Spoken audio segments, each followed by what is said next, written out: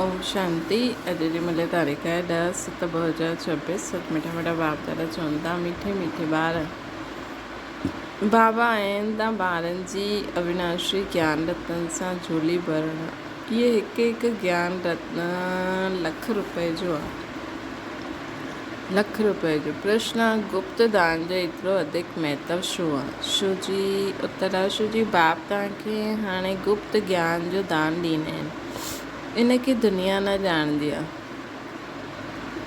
पोइ तव्हां ॿार हिन ज्ञान रत्न जो दान करण सां विश्व जी राजाई वठी वठंदा आहे। इहे बि गुप्त आहे, न की कोई लड़ाई, न कोई बारूद आदि, न ख़र्चो।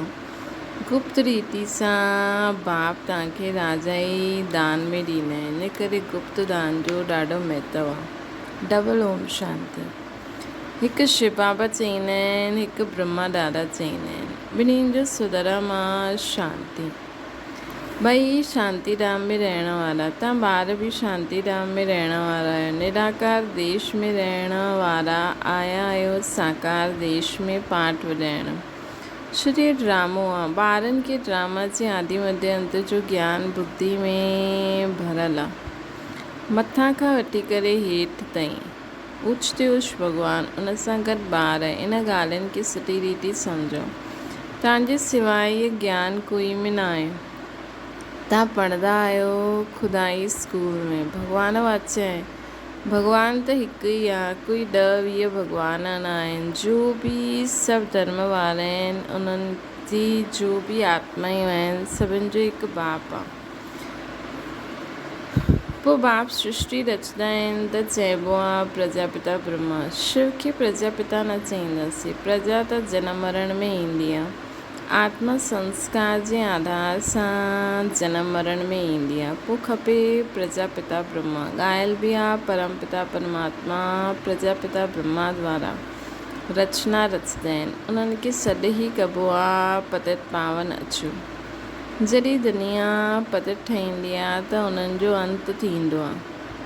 तॾहिं ई बाप ईंदा आहिनि पतित खां पावन ठाहिणु, पतित दुनिया जो विनाश कराइणु। जॾहिं दुनिया पतित ठहींदी आहे तॾहिं हाणे तव्हां ॼाणे विया बाबा ईंदा ई हिकु बार आहिनि ऐं कॾहिं न ईंदा आहिनि। हाणे तव्हांखे सॼी नॉलेज मिली आहे। तव्हां ड्रामा जे एक्टर्स आहियो। ड्रामा जे एक्टर्स खे सभिनि जी एक्ट जो ज़रूरु पतो हुजिणो खपे कि छा पार्ट आहे। उहो थींदो आहे हद जो ड्रामो। उन्हनि खे त पतो उन्हनि जो त सभिनि खे पतो पवंदो आहे। तव्हां बि ॾिसी करे ईंदा आहियो। चाहे त लिखी बि सघंदा आहियो, यादि करे सघंदा आहियो। नंढो सो हूंदो आहे न ड्रामा। इहो त ॾाढो वॾो बेहद जो ड्रामा आहे, जेके तव्हां सत्य खां वठी करे कलयुग अंत ताईं ॼाणंदा आहियो। हाणे तव्हां ॿार ॼाणंदा, असांखे बेहद जे बाप सां बेहद जो वरसो मिलंदो आहे। पोइ हद जे बाप सां हद जो वरसो मिलंदो, हद जी प्रॉपर्टी मिलंदी। बाबा सम्झायो हुयो राजायूं जो ठहींदा आहिनि उहे अॻिले जनम जे दान पुण्य आदि करण सां हिकु जन्म जे लाइ राजा ठहींदा आहिनि। ईअं न कि उहो ॿिए जन्म में बि ठहींदा। तव्हां त जो सत्युग में राजायूं महाराजी हुया, ईअं न सम्झो कि तव्हांजी राजाई कोई गुम थी वेंदी। न, जॾहिं भक्ति मार्ग हूंदो तॾहिं बि उहे जास्ती दान पुण्य कंदा आहिनि त उहे बि राजाई में वेंदा आहिनि। परंतु उहा पोइ थी विया विकारी राजाई। तव्हां ई जो पूजियो हुयो सो पुजारी ठहींदो। पोइ बि सुख त रहंदो, दुख त सिर्फ़ु हाणे थींदो आहे। हाणे तमो प्रधान में बि तव्हांखे सुख आहे। कोई लड़ाई झगड़े जी त ॻाल्हि ई न आहे। इहे त पोइ थींदो आहे। जॾहिं लाखों जे अंदाज़ में थींदो आहे तॾहिं लड़ाई आदि शुरू थींदी आहे। तव्हां ॿारनि खे त सत्युग त्रेता द्वापर में बि सुख हुयो। जॾहिं तमो प्रधान शुरू थियो तॾहिं थोरो दुख थींदो आहे। हाणे त आहे ई तमो प्रधान। बाबा सम्झाईंदा आहिनि इहा आहे ई तमो प्रधान दुनिया। तव्हां ॼाणंदा आहियो इहो बेहद जो ड्रामो आहे। इन सां कोई बि छुटी न सघंदो। मनुष्य जॾहिं दुख में तंग थी वेंदा आहिनि तॾहिं चईंदा आहिनि भॻवानु अहिड़ो खेल रचईं छो। अगरि भॻवानु रचे ई न त दुनिया ई न हूंदी। कुझु न हुजे या रचता रचना त आहे न, उन जी डिटेल बि आहे। सतयुग में कलयुग, सतयुग खां कलयुग अंत ताईं बाक़ी थोरा रोज़ आहिनि। तव्हां बि प्रैक्टिकल में ॾिसंदव, पहिरों खां ई त न ॾिसंदव न। 5000 वर्ष जो बाक़ी थोरो चक्र आहे।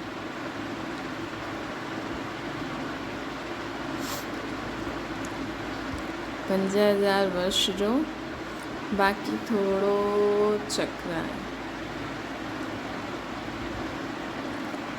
उहो हाणे थोरी ॾेखारे में ॾींदो, जॾहिं थींदो तॾहिं उनखे बि साक्षी ते ॾिसंदासीं उन समय खे। जो थियणो हूंदो आहे उहो कल्प पहिरियों मुआफ़िक़ थींदो। इहे त ॾिसंदा ई आहियो, तयारियूं थियनि थियूं, विनाश त थींदो ई ज़रूरु, सभिनि जी तयारी थिए थी।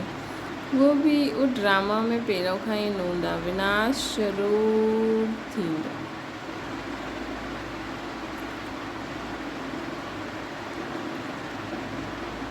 विनाश ज़रूरु थींदो। हाणे तव्हां ॿारनि खे बाप सम्झाईंदा आहिनि, तव्हांजी आत्मा जो तमो प्रधान ठही आहे, हुनखे सतो प्रधान ठहिणो आहे। इहे तव्हां हाणे सम्झंदा आहियो। बाबा गुप्त आहिनि, गुप्त ई तव्हांखे ज्ञान ॾींदा आहिनि। दुनिया में कोई न ॼाणंदा आहिनि। गुप्त रीति तव्हां विश्व ते राज्य वठंदा आहियो, विश्व जो राज्य भाग्य वठंदा आहियो।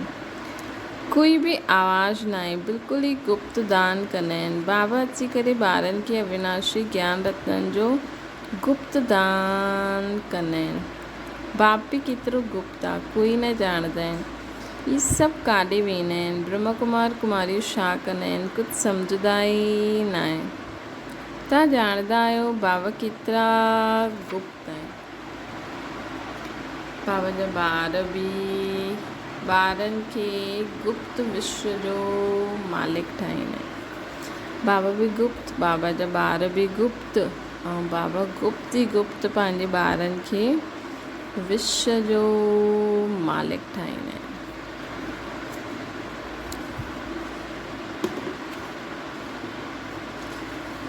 न कोई लड़ाई, न कोई बारूद, न कोई ख़र्चो। हिते त हिकु नंढो सो गांव वठण में बि केतिरा झगड़ा मारामारी हलंदी आहे। त बाबा अची करे असांखे गुप्त दान कंदा आहिनि। अविनाशी ज्ञान रत्ननि सां तव्हांजी झोली भरंदा आहिनि। चईंदा आहिनि भरे ॾियो झोली, शिव बोलो भंडारी। तव्हां ॼाणंदा आहियो शिव बाबा संजी अविनाशी ज्ञान रत्ननि सां झोली भरनि था।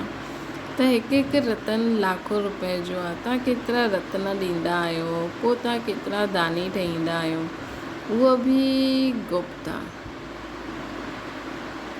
देवताउनि खे केतिरा हथियार भुजायूं आदि ॾेई छॾिया अथनि। देवताउनि खे वास्तव में आहे कुझु बि न। सतयुग में देवी देवताउनि खे एतिरी भुजायूं आदि त हूंदियूं न।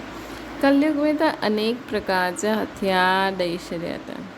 विनाश जे लाइ बॉम्ब सां त पोइ तलवार बाण आदि छा कंदा। तव्हां ॼाणंदा आहियो ज्ञान खड़ग, ज्ञान तलवार त हुननि हथियार सम्झी वरितो आहे कुझु बि न।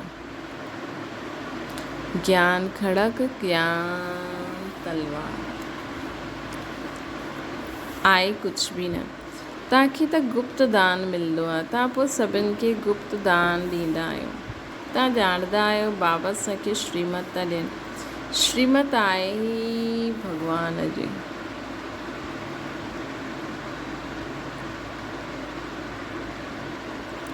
श्रीमत आहे ई भॻवान जी। तव्हां ॼाणंदा आहियो असां ईंदा ई नर सां नारायण ठहिण आहियूं। उन्हनि खे सर्वगुण संपन्न, 16 कला संपूर्ण, दैवी गुणधारी चइबो आहे। दैवी गुण सिर्फ़ु उन देवी देवताउनि में हूंदा आहिनि। सिर्फ़ु पोइ कलायूं कमु थींदी वेंदियूं आहिनि। जीअं संपूर्ण चंद्रमा जी रोशनी सुठी हूंदी आहे, पोइ कमु थींदी वेंदी आहे।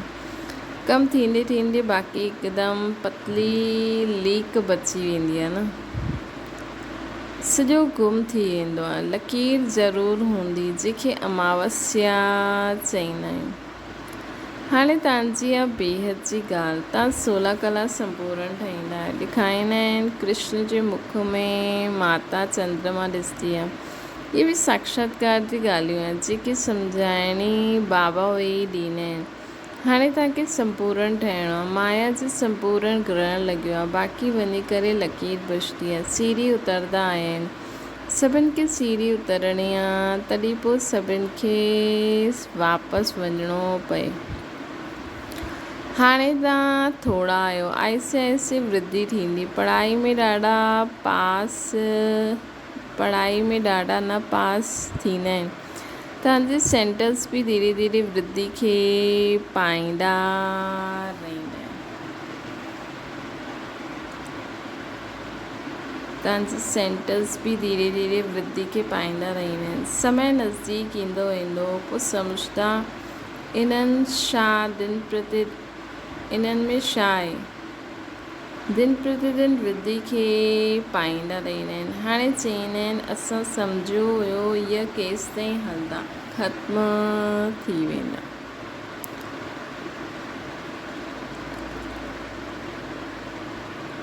हाणे चवंदा आहिनि असां सम्झियो हुयो इहे केसि ताईं हलंदा, ख़त्म थींदा। शुरू में इन डर सां ॾाढा भॼी विया, पतो न छा थींदो, न हितां जा न उतां जा रहंदा, इन सां त भॼो। शुरू में जॾहिं बाबा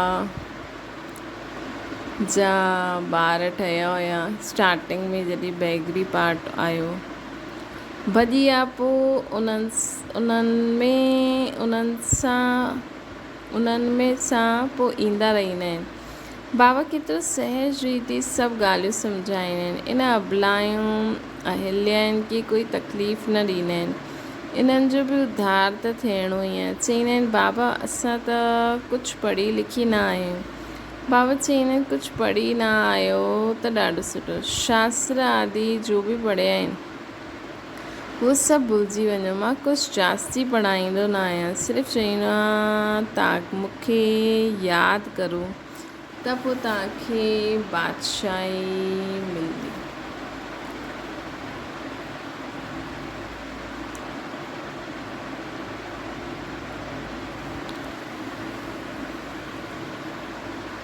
मूंखे यादि करो त पोइ तव्हांखे बादशाही मिलंदी।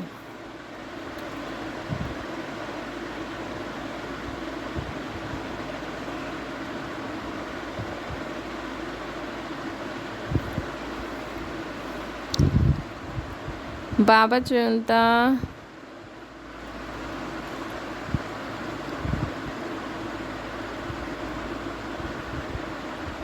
पोइ बादशाही तव्हांजी आहे, बसि तव्हांजो बेड़ो पार थी वेंदो। ॿार पैदा थियो चवंदा बाबा बसि वरसे जा हक़दार ठही वेंदा आहियूं। हिते बि तव्हां हक़दार ठही वेंदा आहियो। बाबा खे यादि कयो, राजधानी तव्हांजी, हिन करे ॻायल आहे सेकेंड में जीवन मुक्ति। साहूकार माण्हुनि जो पिछाड़ी जो पार्ट आहे, पहिरियों ग़रीब जी बारी आहे। तव्हां वटि त आपे ई ईंदा। दलितनि जो बि उद्धार करिणो आहे, बिलिनियुनि जो बि गायन आहे। चवंदा आहिनि राम बिलिनी जे बेर खाधई। वास्तव में राम बि न आहे, शिव बाबा बि न आहे। हा थी सघंदो आहे न ब्रह्मा खे खाइणा पिया। भीलणी आदि बि ईंदियूं, सम्झो टोली आदि खणी ईंदियूं आहिनि त इनकार कीअं कंदा। भीलणियूं गणिकायूं खणी ईंदियूं आहिनि त तव्हां बि खाईंदा आहियो न। शिव बाबा चवंदा आहिनि मां त न खाईंदो आहियां, मां त भुखता आहियां। तव्हां वटि ईंदा सभी आहिनि। गवर्नमेंट बि मदद कंदी कि इन्हनि खे उठायो। ऑटोमेटिकली तव्हांखे बि ऑटोमेटिकली प्रेरणा थींदी। बाबा ग़रीब निवाज़ आहिनि त असां बि ग़रीबनि खे सम्झायूं, भीलननि सां बि निकिरंदा। एतिरो वॾो झाड़ आहे, इन में हिकु बि देवी देवता धर्म जो न रहियो आहे। सभु ॿिया धर्मनि में कन्वर्ट थी विया आहिनि। देवी देवता हिंदू धर्म में कन्वर्ट थी विया आहिनि त बाबा अची करे देवी देवता धर्म जी सैम्पलिंग लॻाईंदा आहिनि।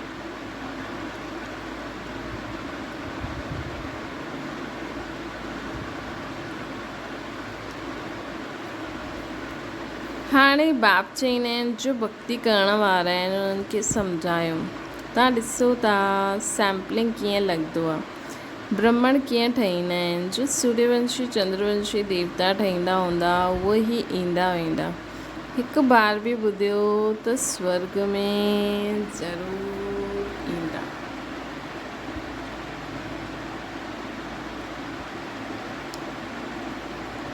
ब्राह्मण कीअं ठहींदा, है न? सैम्पलिंग कीअं लॻंदो आहे? हाणे पीर बाबा ब्राह्मण पवित्र रहण जी प्रतिज्ञा कराईंदा आहिनि, पोइ पुरुषार्थ कराईंदा आहिनि, पोइ ब्राह्मण खां पोइ फ़रिश्तो ठहींदा आहिनि, पोइ देवता ठहींदा आहिनि। हिकु बार ॿुधियो त स्वर्ग में ज़रूरु ईंदो। बाबा काशी कलवट जो बि मिसाल ॿुधायो आहे। शिव ते वञी करे बलि चढ़ंदा हुया, उन्हनि खे बि कुझु त मिलणो खपे। तव्हां बि बलि चढ़ंदा आहियो, पुरुषार्थ कंदा आहियो राजाई जे लाइ। भक्ति मार्ग में राजाई त थींदी न आहे, वापसि कोई वञी न सघंदो। त छा थींदो? उन्हनि जो पाप कया आहिनि उन्हनि जी सज़ा भोग चुकतो करे ॾींदा आहिनि। पोइ नए सिर जन्म थींदो आहे, नए सिर पाप शुरू थी वेंदा आहिनि। बाक़ी रहणो त सभिनि खे हिते ई आहे। नंबर 1 में तव्हां ई आहियो, तव्हां ई 84 जन्म भोगंदा आहियो। सभिनि खे सतो रजो तमो में अचिणो आहे। बाबा चवंदा आहिनि हिन समय सॼी मनुष्य सृष्टि जो जाड़ जर्जरीभूत अवस्था में जर्जरीभूत थी वियो आहे। मनुष्य त बिल्कुलु घोर अंधियारे में कुंभकर्ण जी नींद में सुम्ही पिया आहिनि। हिकु कुंभकर्ण न आहे, अनेक आहिनि। तव्हां केतिरो बि सम्झाईंदा आहियो, ॿुधंदा ई न आहियो।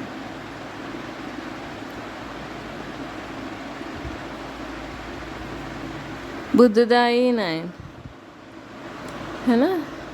तव्हां केतिरो बि सम्झाईंदा आहियो। जंहिंजो पाठ आहे उहो पुरुषार्थ कंदा आहिनि, उहे ई माता पिता जे दिलि ते चढ़ंदा आहिनि। तख़्त नशीन बि उहे ई ठहींदा आहिनि। केतिरी बच्चियूं पुछंदियूं आहिनि, बाबा ॿारनि खे डांटणो पवंदो आहे। बाबा चवंदा आहिनि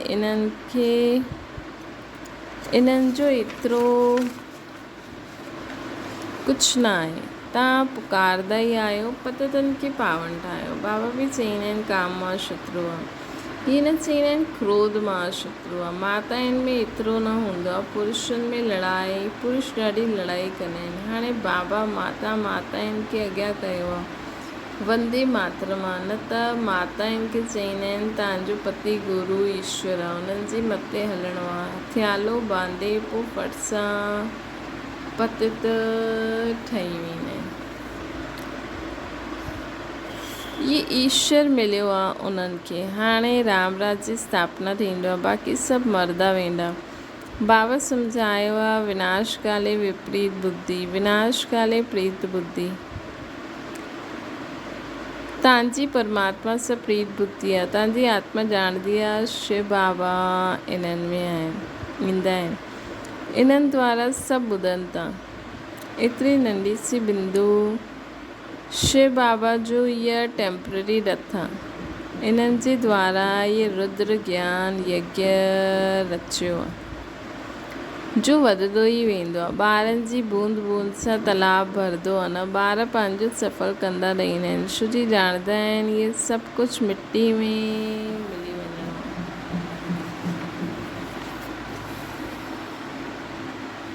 कुझु बि रहणो न आहे, कुझु बि रहणो न आहे। एतिरो त सफ़ल थी वियो आहे, थी वेंदो। सुदामा जो बि मिसाल आहे न। बच्चियूं बाबा वटि चांवर मुठी 6-8 रुपया भेजी ॾींदियूं आहिनि। वाह बच्ची, बाबा त ग़रीब निवाज़ आहे। इहे सभु ड्रामा में नूंद आहे, पोइ बि थींदो। बांदेलियूं आहिनि न। बाबा चवंदा आहिनि भाग्यशाली आहियो, शिव बाबा जो हथ त मिलियो न। हिकु ॾींहुं ईंदो सभु आर्य समाजी आदि बि ईंदा, ईअं वेंदा काॾे? मुक्ति, जीवन मुक्ति जी हठी त हिकु इहा ई आहे न। सजायूं खाई करे सभिनि खे मुक्ति में वञिणो आहे। इहा क़यामत जो समय आहे, सभु वापसि वेंदा। इहा साजन जी बारात आहे। कीअं बारात वेंदी उहो बि साक्षात्कार थींदो। तव्हांजे सवाइ ॿियो कोई न ॾिसी सघंदा। अच्छा मीठी मीठी सिकिल दे ॿारनि प्रति माता पिता बाप दादा जो यादि प्यार और गुड मॉर्निंग। रूहानी बाप जी से सभिनी रूहानी ॿारनि खे नमस्ते। असांजी बि रूहानी माता पिता बाप दादा खे यादि प्यार गुड मॉर्निंग और नमस्ते। धारणा जे लाइ मुख्य सार बाबा द्वारा ज्ञान जो गुप्त दान मिलियो आहे हुन जी वैल्यू खे सम्झी पंहिंजी झोली ज्ञान रत्न सां भरणी आहे, भरपूर करणी आहे। सभिनि खे गुप्त दान ॾींदा रहो। ॿियो आहे न क़यामत जे समय जबकि वापसि वञण जो समय आहे।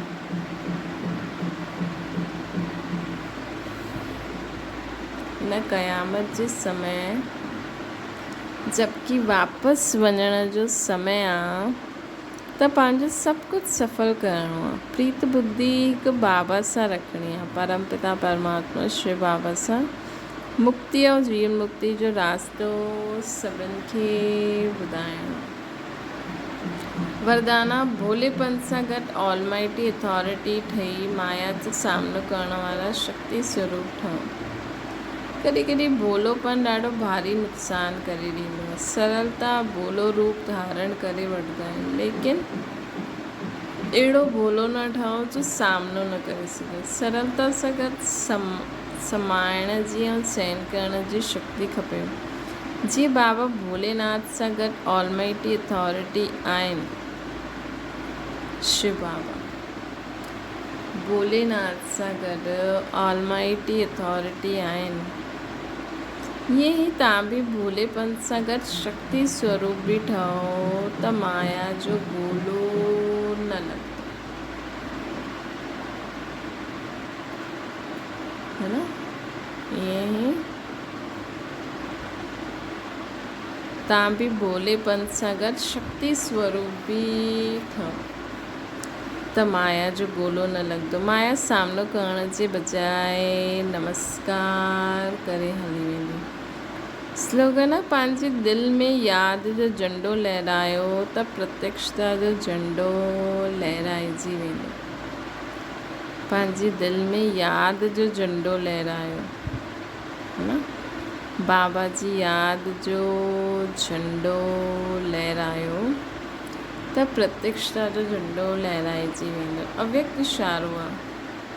विशेष यादि जी यात्रा खे पावरफुल ठाहियो। ज्ञान स्वरूप जी अनुभवी ठहो। तव्हां श्रेष्ठ आत्माउनि जी शुभ वृत्ति, उहा कल्याण जी वृत्ति, शक्तिशाली वातावरण, अनेक तड़पती हुई भटकती हुई पुकार करण वारी आत्माउनि खे आनंद सुख शांति शक्ति जी अनुभूति कराईंदी।